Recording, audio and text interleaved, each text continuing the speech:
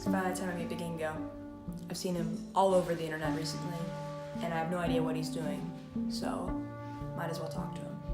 Bagingo's right this way. I don't know what he's gonna say, I don't know what he's gonna do, oh my god.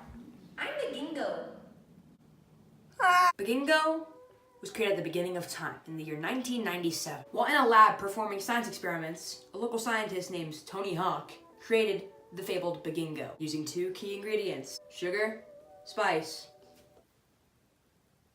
Bagingo was developed as a sort of helper to the world. He would help people cross the street. He would help people learn new languages. He would teach them kung fu. But you see, as Bagingo evolved throughout time, nobody really believed he was real. Many news outlets covered Bagingo, stating that he might not even be real.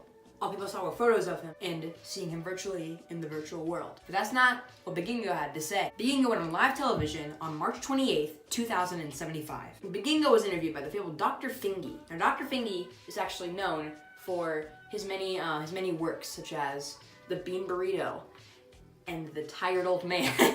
He asked him many questions, such as, are you real? Are you not real? Can I touch you? Can I ask for your help in my daily life? Do you like my grandma? Now you see, when he was asked if he was real, he stood up off of the chair he was sitting on, and he went, yes, and sat back down. When asked if his appearance looked like a grandmother, he said, yes. Got out of his chair and flew through the ceiling, which caused a lot of property damage on his account. He had to pay over $12,000 in property damage, which is a lot for a freaking thingy that nobody knows is real or not. But guess what he did next? Did he A, eat a shoe, B, talk to his local congressman about the situation, or C, eat a berry, D, all of the above? Bagingo is unpredictable. You can't even imagine his next move. Right now, he's in freaking Singapore, eating cheese. What can he be doing tomorrow? What can he be doing right now? I just told you, so that's not a surprise. Bagingo is my idol. Bagingo is like, a mix between Dr. Phil and PewDiePie. Bagingo has the respect of a normal human being, but also the disrespect of PewDiePie. But you see, Bagingo is actually not like most of us. You see, Bagingo had a mustache that was actually upside down, which meant that most people called him a stinky boy, because in modern society, of course, when your mustache is tilted upside down, you're called a stinky boy. Bagingo, however, had something to say about that. Now you see, his powered rocket boots allowed him to fly wherever he wanted. So you see, he caught up with airplanes and tried to save them from crashing. He blew up a school. Nope, that's not. You see, Bagingo was actually an international superstar. He appeared on many TV shows, movies, songs, podcasts, even books. He popped out of the book and talked to you personally to make sure that you were doing all right, that he was doing all right, and that the world was at peace. You see, in Diary of a Wimpy Kid 75, why are we still making these anymore, he would pop out of the book to talk to you occasionally. For example, flip the page, he'd pop out, say, hello, how's your day? And then pop back in. You can give him a response, and then on the next page, he would talk to you about your response and tell you what's wrong with you. When Bagingo was first made, he used to go onto the farm and raise the animals. So what it would do is he would feed the cows, feed the chickens, and last but not least, feed the ducks. All of a sudden, they all banded together to help him fight crime, which is why the comic series, Bagingo Strikes Again, is actually the #1 world-time best-selling comic book. They've made a movie about him called Bagingo Infinity Time, where he snapped his fingers at the very end of the movie and caused everything to turn around. Even actually in real life, whenever he snapped his fingers, you could look over to your friend and they started dissolving away, which scared a lot of people. And when he did that, he garnered a lot of hate, such as on the Minecraft forum. But when discussing it in a live interview, he said he didn't mean for any of that to happen. You see, the movie was planned out way before that scene was even made. But when that scene was finally filmed, when he snapped his fingers, they were actually filming it at the time that everybody dissolved.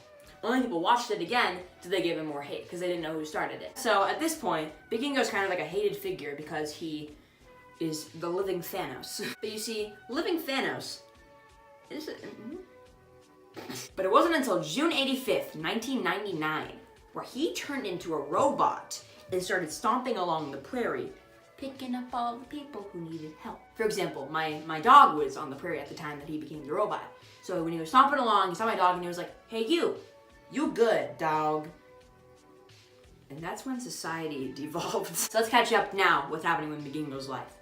Bagingo at the moment is actually on the Minecraft forums discussing what's wrong with diamond blocks and why this should be implemented into Roblox. But you see, in Bagingo language, conquer the world actually means to sleep. For example, on a live video that Bagingo did on Facebook, he said, I'm gonna conquer the world tomorrow. But he actually spent the whole day sleeping. See, on December 13th, 1980, the world turned flat. Bagingo took his big old hammer and just whacked the earth, causing everything to turn two-dimensional, which is why I'm actually not 3D right now. I'm actually two-dimensional. See, if I put my hand on this wall right here that you can't even see, you can see that it's flat. So, in the end, Bagingo is a war hero, tried and true person. We all believe in Bagingo. We all know who he is. We all know what he wants. Now you see, people know who is Bagingo. People know where is Bagingo, but no one knows why is Bagingo. You see, I lied earlier about Bagingo being constructed in a lab. He was actually made in the year -70 by a caveman named Ooga Booga. Now you see, Ooga Booga was actually able to construct Bagingo out of pure solid metal. But metal wasn't actually discovered at the time. So they called it metal when it was actually sticks. Bagingo could fly around the world, take a deep breath in space. This ruined the economy. But until the year 2087, Bagingo turned into a man. And that's all for today's video. Be sure to lightly tap that subscribe button to make sure that nobody gets hurt. And hopefully one day, Bagingo will come to you. I hope you enjoyed.